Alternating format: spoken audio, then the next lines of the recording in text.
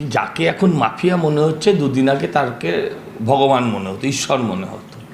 হ্যাঁ, যাকে আজকে মাফিয়া মনে হচ্ছে কদিন আগে তার পেছনে ওরা আলোর বলয় দেখতে পেত।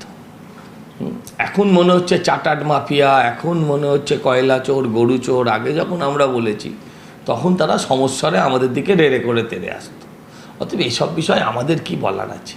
এরা সবাই চোর, কেউ চটি চাটা তো কেউ বালিশ চাটা, আমাদের কি যায় আসে? দেখুন, যে কোনো বিরোধী দল যদি ভেঙে যায় সেটা আপনি আপেক্ষিকভাবে ভাবতে পারেন সুবিধে হচ্ছে, কিন্তু যদি সুষ্ঠু রাজনীতির কথা বলেন সেক্ষেত্রে কিন্তু তার পরিপন্থী এটা।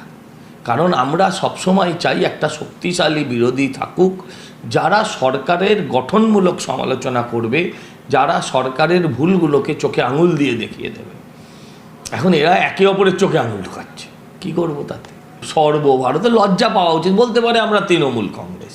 সর্বভারতীয়টা কোন লজ্জায় বলে? কার পরিবারতন্ত্রের বিরুদ্ধে কে লড়ছেন? জাভেদ খানের ছেলে, সন্দীপনের বাবা, কে লড়ছেন পরিবারতন্ত্রের বিরুদ্ধে? সেটাও তো ভাবতে হবে। যে বিষয়টা হাইকোর্টের বিবেচনাধীন, বিচারাধীন, সেই বিষয়ে আমার মন্তব্য না করাই ভালো। হাইকোর্ট যখন ব্যাংকের কথা আগে শুনতে চেয়েছেন, ব্যাংকের কথা শোনা হোক, যে ব্যাংক কী বলতে চায়। ওরা কিছুই ছাড়েনি।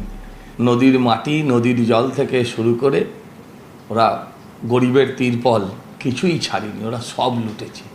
এরা গাছের খেয়েছে, তলার কুড়িয়েছে, বাজারেরটাও কেড়ে নিয়েছে। এটাই প্রমাণ। পূর্ণ সমর্থন রইল।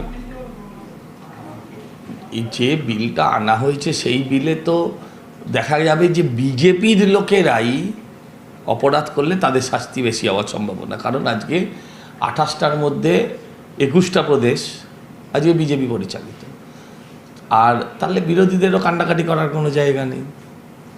বিজেপির মন্ত্রী, বিজেপির নেতা, বিজেপির এমএলএ, তাদেরকে আরও সাবধানে চলাফেরা করতে হবে।